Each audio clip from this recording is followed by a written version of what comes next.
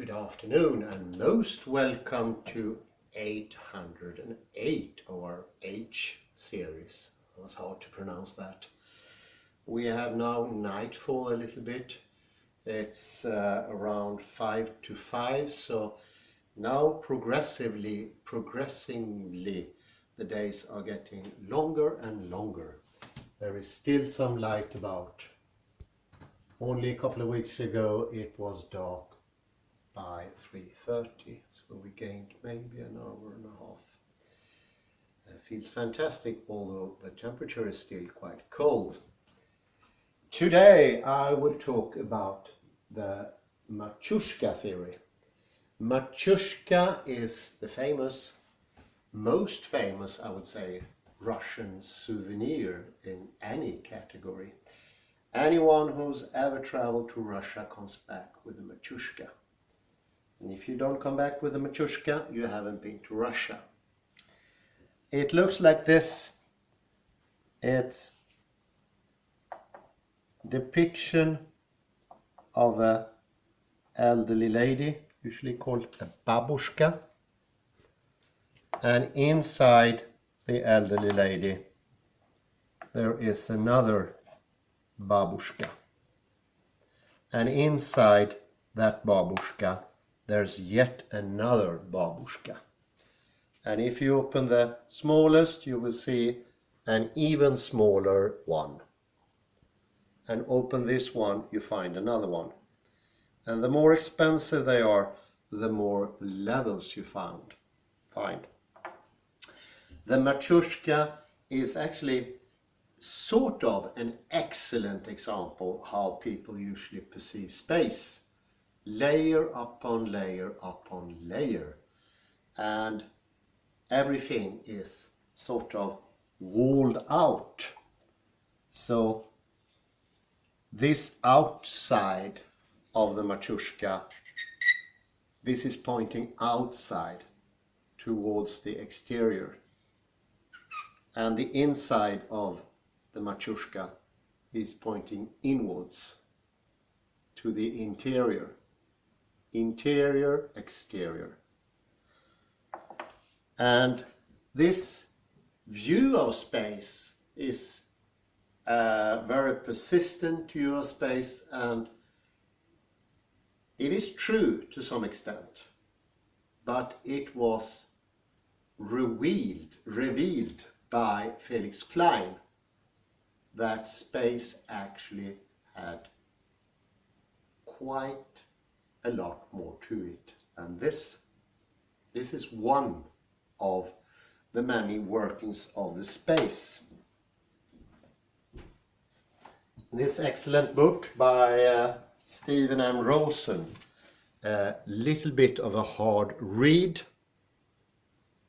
You will find the different view of space. This is actually a way space can act. And as you see, this is the inside. This is the interior inside.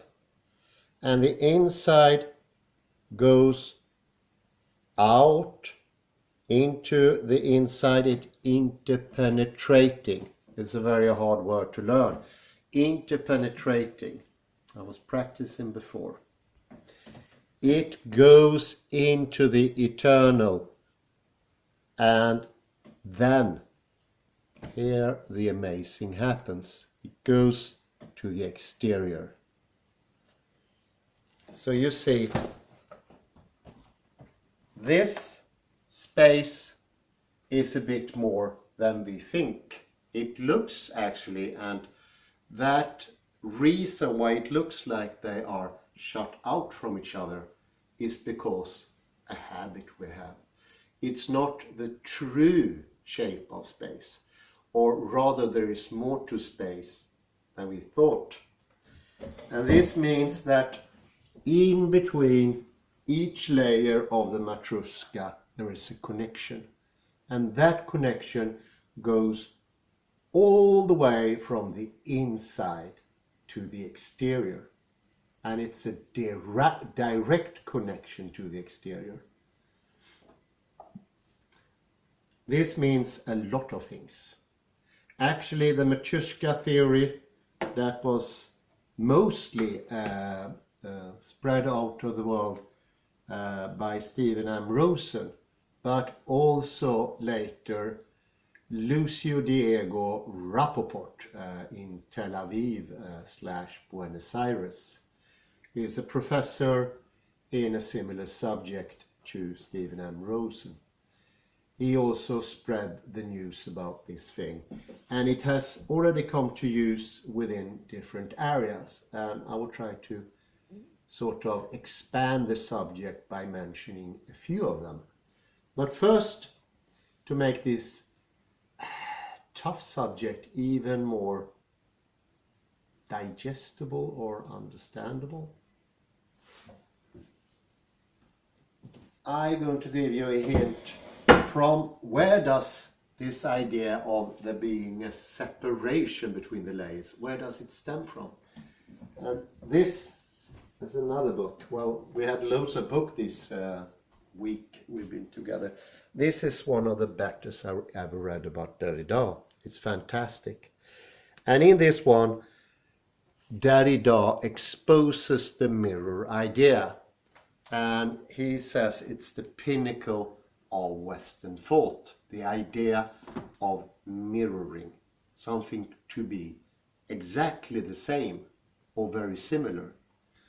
So the mirror started with the idea something could be identical to itself. And we had a lecture about that. And this is the thing that haunts us. So we cannot see identity. It's something that we sort of project from ourselves. It's a projection. It's a fantasy. It could also be a myth that Gachet sometimes mentioned, but it's more than that, because we actually see this identity. Yes, we are mistaken, but it's still perceivable. And that's very interesting.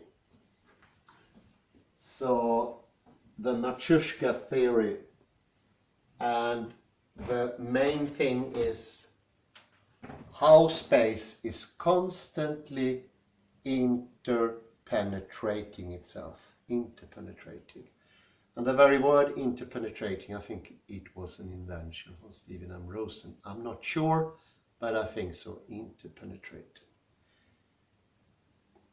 That's hard to pronounce. I'm so used to the idea of interpretation, but that's not the thing here. It's interpenetration.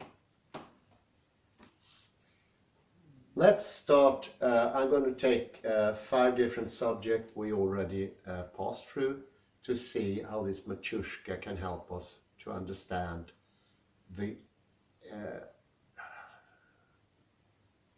unending use for the Matryoshka. It's very usable. In action theory, mostly from Jan Eyskens, but also stemming from Libet et al., I have to say, Damasio, or Damasio as he wants to be pronounced for some reason, I don't know. And actually partly also coming from a neurological theory called the Polyvagal Theory. And since I haven't mentioned the Polyvagal Theory yet, I will go into it briefly now.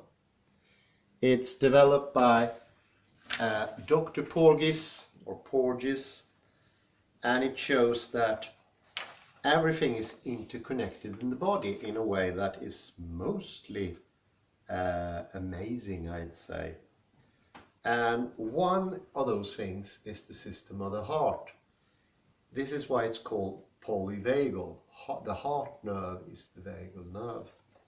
And polyvagal is the different ways the vagal nerve can work.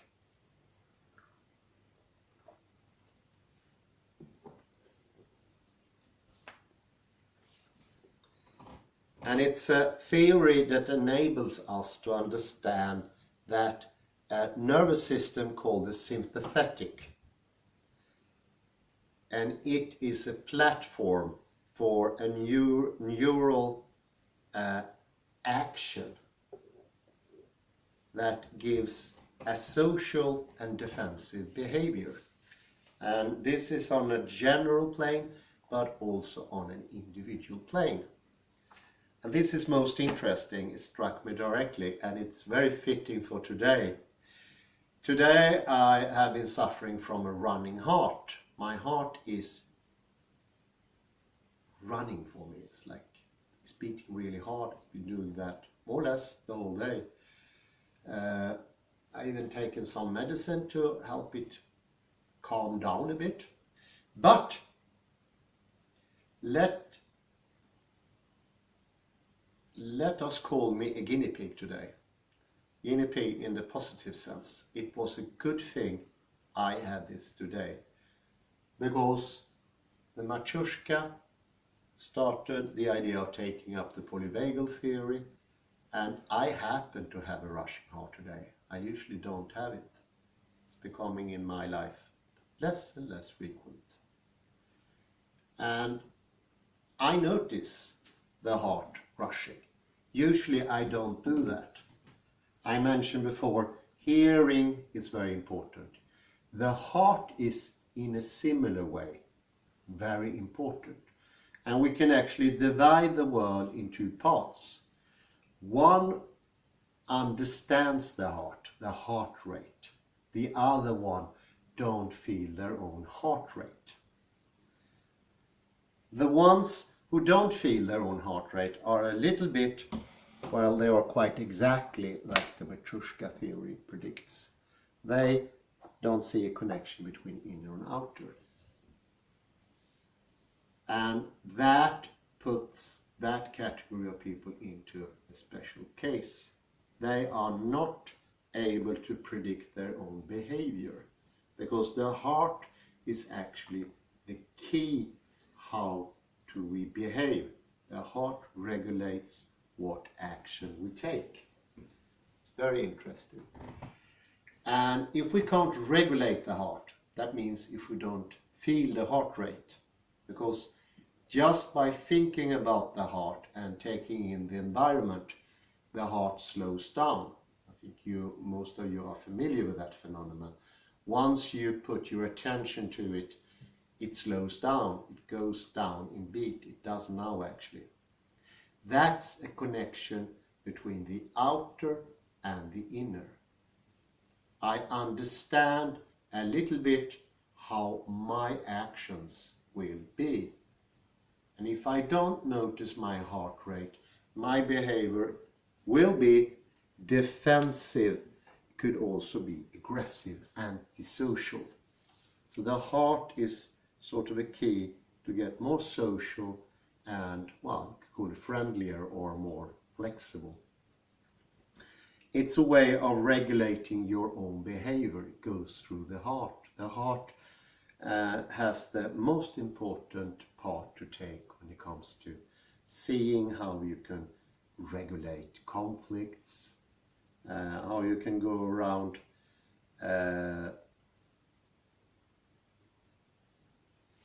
fixing things in a better manner. Oddly enough, I have so many memories now how the heart has been racing, because I just made the connection, but the memory still comes. I remember certain instances where the heart was racing and I wasn't aware of it. Oddly enough, you can actually be aware of it afterwards, once you understand it.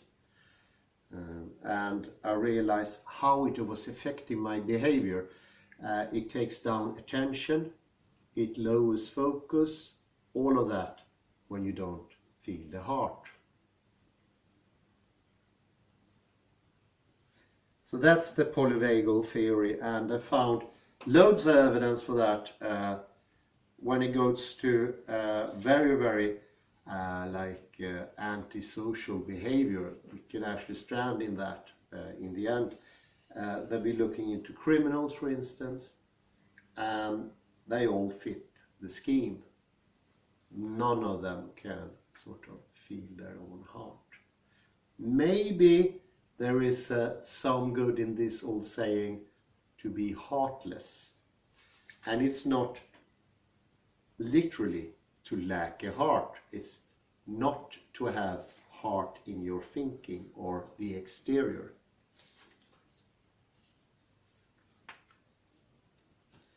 This is connected to our defense system. And you can think criminals who cannot regulate the defense system. We need a defense system, that's true, but we need to regulate it. It should not go off on an unsuited action. For instance, if you get stressed or anything like that, you shouldn't attack people. You should keep your focus even if you get stressed. You should know that you're stressed.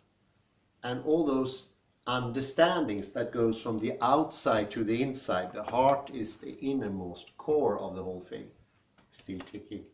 That helps a lot. And the heart goes also from the inside to the outside. So we have a double connection. And this is the best explanation I heard so far from action theory, and the Matryoshka really helps there. Otherwise, it's just going to be different words. They don't... you can remember them, you can repeat them. And yes, I think eventually, after a year or two, maybe the understanding comes, or it doesn't. But the Matryoshka makes it possible to put it directly into a gestalt. And you know, I've been talking loads about gestalt. They are excellent. They are the best method of understanding. And it's a mixture between an image and a thinking at the same time. This is a double take on that. In Alexander technique, we talk about regulating behavior as well, but in another way. We talk about balance. And this same goes for the Polyvagal Theory. And now we get another way of also understanding the slow motion. Because if you slow everything down, you can actually teach yourself how to read the heart. The reason being, it's so slow, you can start first to hear the heartbeat. It needs to start there. And after you heard the heartbeat for some while, you will also be able to feel it. So that is how we establish that. If you don't feel it, that is, if you do feel it, this will improve by slowing down the process, because your knowledge of the heart will become more and more specific. It seems that the Polyvagal Theory explains what some people progresses, they develop, they learn things, because this is connected to something called self-regulating theory. Any idea of self-regulating theory? No. Let me just briefly pass for self-regulating theory. Put it here.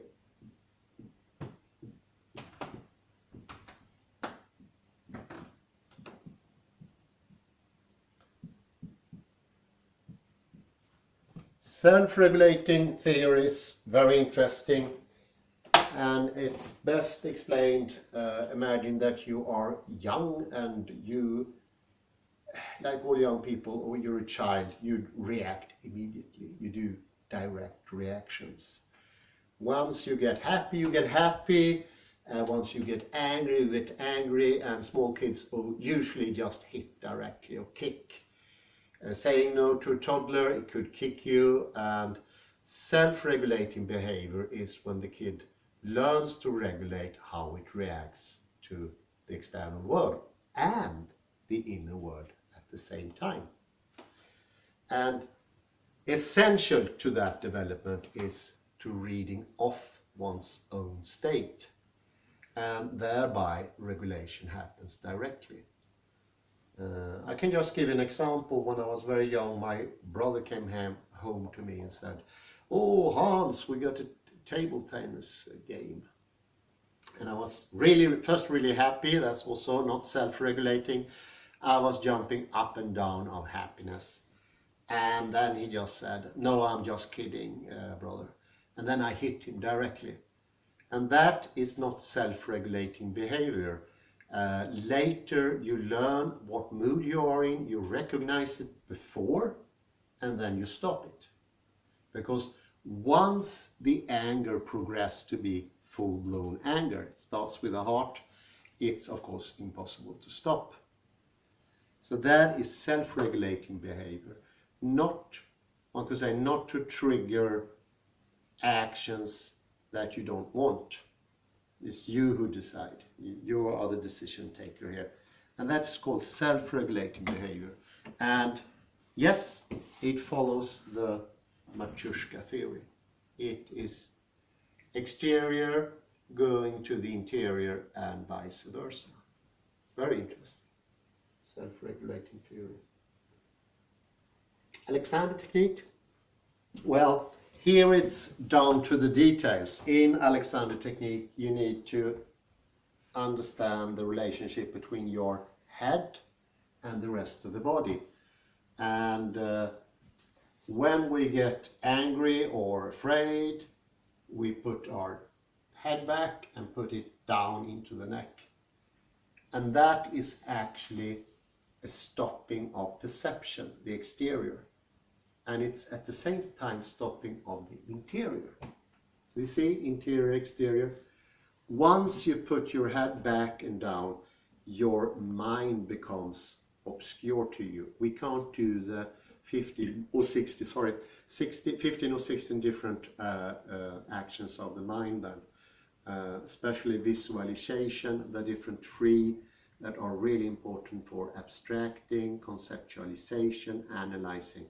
Those disappear almost directly. So here we also have a very interesting connection between inner and outer. Maybe I can use color for a second here and just put yourself here.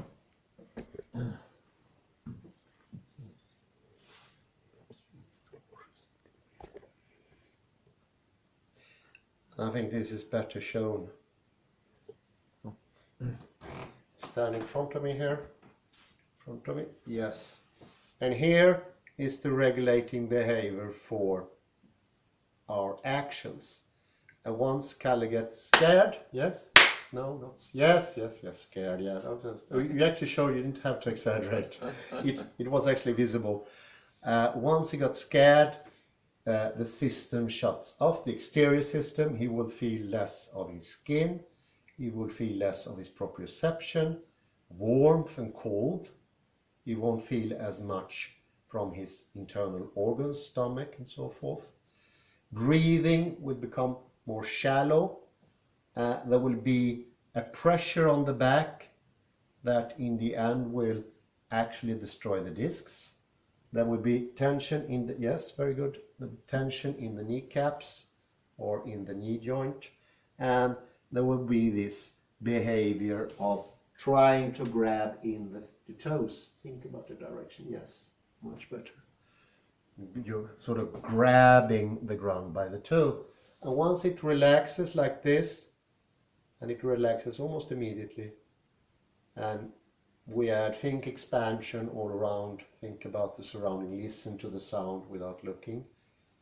Just send your awareness out to something that's sounding. What is that sounding? Can you, it's the laundry. Yes, the laundry.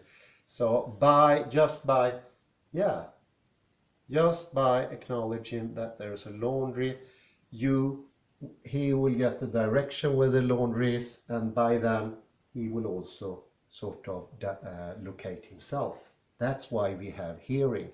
I read about hearing now, and I took up hearing in 807. And we know by now, hearing is how we learn dimension. Hearing, because if I talk, my voice is echoing against the walls.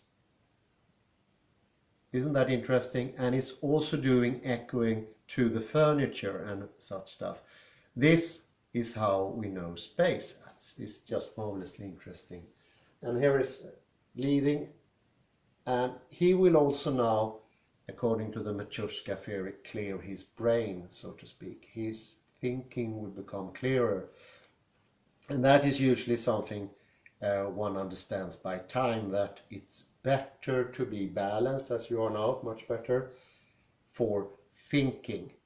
And I would say once you realize that there is no turning back, you will want to be in that position, because we all know how important thinking is for life. Everything is dependent on that. While you could ignore your posture, you can say, I don't care so much about the body. When I die, it's going to be like wasted anyway. It's going to be torn and ripped. But once you understand interior and exterior are actually the same, it would be much easier to see how posture immediately, without any lag, affects thinking. In a way, it's exactly the same. Exactly the same. And then you will have your motivation, and at the same time you will also serve your body much better. Kalle, thank you. Cheers. Sit down here. So you see here, these are things we mentioned before in this 800 series so far, but now you get a new way of thinking about it. And my approach, my ideology is try to show things from so many angles as possible, because that really helps with understanding. I would say that is a pedagogical tool that's fantastic. And by this is incredibly broad. The chance that these people would talk to each other are exactly zero, because they feel by themselves their areas are too different, or by our culture, by dividing them. But we need both. We need both. And this one can say, this is actually how Matryoshka works in reality. Things are closer than we think. The distinctions we make hinder the development of the Matryoshka to work in the correct way. Oh, do pour yourself some coffee. So it's very, very important. You can ask my guinea pig here now. Did it become a bit clearer with this Matryoshka thing? Yes, I have a question. I try to relate to my own field. That is It's to your field. Yeah, may I? Let's take it after Yes, 5 yes, here. yes. So we add a 6th one. Kalle's field. But just a short question. Did it become clearer with thinking and your posture? Yes, of course. In Alexander technique, you say let your neck be free, and so that little. I don't actually. I only say the thing, and it changes my body. Yes. And like scans, if you got the scans, have proven that it's these body scans. Yeah. They prove that works. Even though in everyday language or everyday conception, you think it doesn't have any impact on your body. So yes, absolutely. Yes, action. That is action. Yes, absolutely. Yes. Yeah, and I don't know how many minutes have we gone now. 28. I shouldn't make it too long here, because dear old Hans need to relax a bit as well. And this is one of those subjects that can expand forever and ever. I think I'm going to mention that tomorrow instead. I'm just going to mention it, and I'm going to expand it tomorrow. We have sameness in thought theory, and this is the same sameness with the mirror thing from Gachet. How could I shortly explain that? It's very hard. It's a little bit, we usually in everyday speech think that thinking is different from action, and thinking is different from the brain and those things. In part it's true, in part it's not true. Its interior always goes to the exterior and vice versa. And that means that thinking is something you can see on a brain scan, but it's also something that is strictly interior. And I think that helps to understand that. And this also helps to understand linguistic sameness in a better way.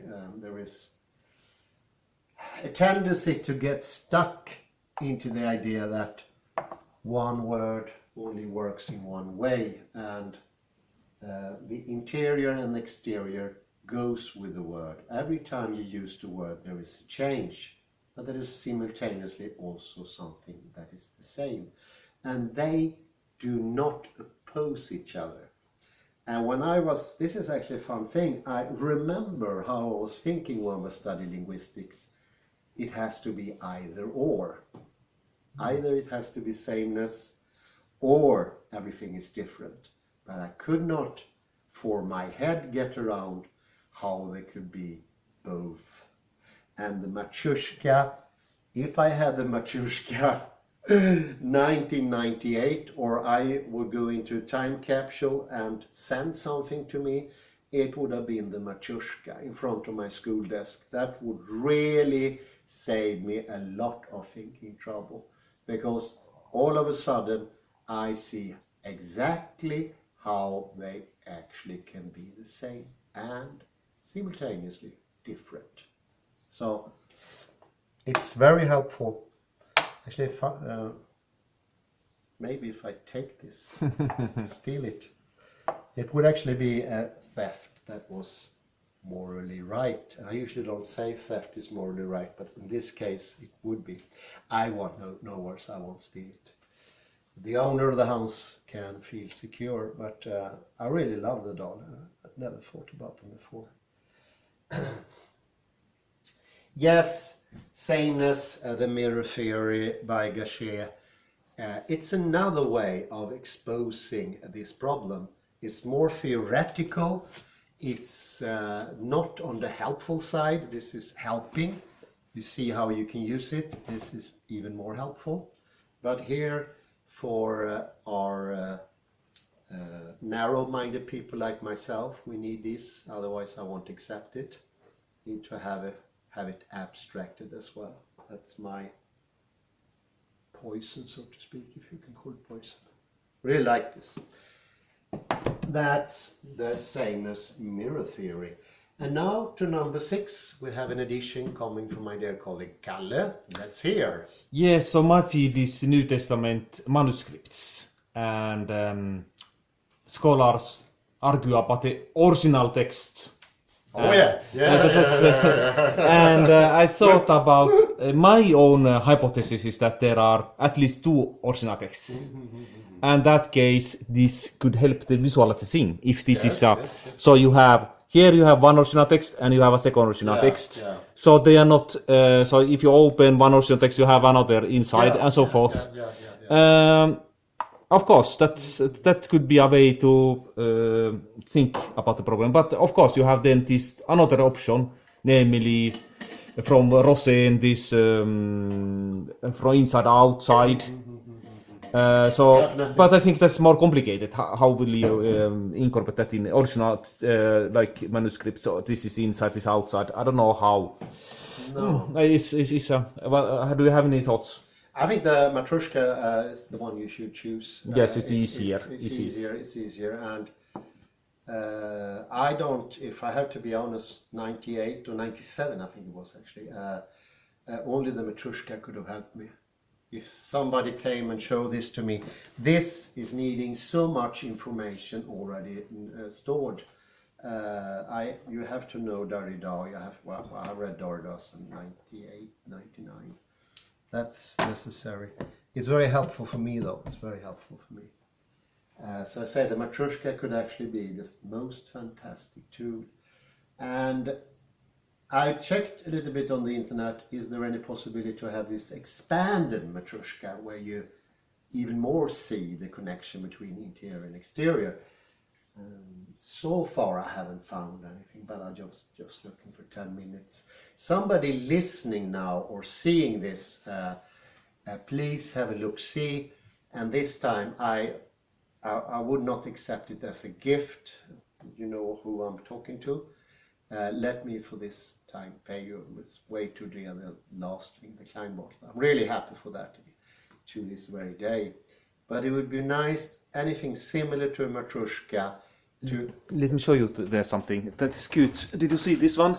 No. This is a thermometer. Very cute. Like a Matrushka. Yeah. That's cute. That's not half bad actually. No, it's good. Yes.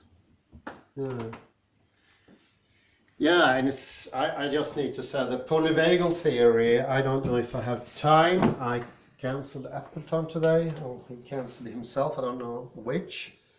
But if I will be able to do a Polyvagal Theory, because that's the 5th or the 6th viewpoint on this to help even further in understanding. Polyvagal is interesting, and I don't think it's a happenstance I have this rushing heart right when I started to read about it. More careful. It's really, no, it doesn't pound that much anymore. It's calmed down. What does make it calm down is my verses also. It calms down the mind. Yes, thank you, creativity. Edward de Born in Heaven. Thank you for, by dropping the subject for a second here, talking about the heart, I got creative spell, and I also felt a sort of more presence here. And the creative spell is, of course, we were talking the other day about, let's see here, what was the subject? It was just on tip of my tongue. I shouldn't have mentioned the bono. It's coming, it's disappearing. Well, it's a good analogy for how these things are working. If you get your head in balance and if you feel your heart, you will also be able to catch those fleeting instances. Like a memory came up to me, and to reach out for that memory and grab it and keep it. This is a skill. It includes 2 different skills, visual and auditory, oddly enough, because you need to read off the memory. It's the auditory that does the reading off. I saw the flashing thing coming round like a word. I know it was one of the lectures I held down in the cellar at ABF, and I remember that the Matryoshka could help to explain that thing. But in the same instance, I mentioned the bono, it sort of disappeared out in the air. This is a very good analogy for inside-outside. I was, maybe even to this day, in my body system, my intuition were, it's absolutely different the inside and the outside. And this is what I was reaching for. I always thought the outside, it's out here, and it's me in here thinking. And it could be demonstrated in this way. This is me, imagine me to be babushka. I'm inside here, and I'm surrounded by the outside, and in between those there is no connection. I realize with this one much clearer that things like auditory does come into my thinking system as well. There's actually, in a way, no difference. And now it becomes clearer why you need a certain space to be able to think certain thoughts.